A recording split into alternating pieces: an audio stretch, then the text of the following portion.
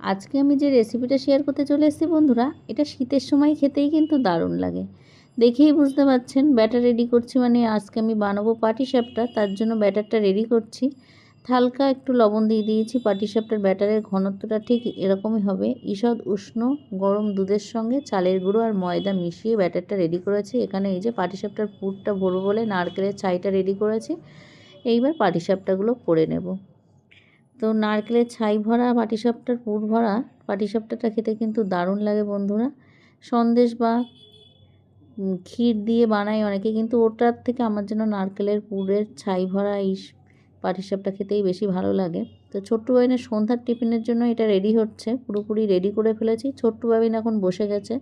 আর ছোট্ট বাবিনের সন্ধ্যার টিফিনে ভ্যারাইটিস সব টিফিন দিতে হয়, কারণ ওরা পছন্দ করে। যে ছোট্ট বাবিনকে দিয়ে দিয়েছি, ছোট্ট বাবিন খেতে বসে গেছে।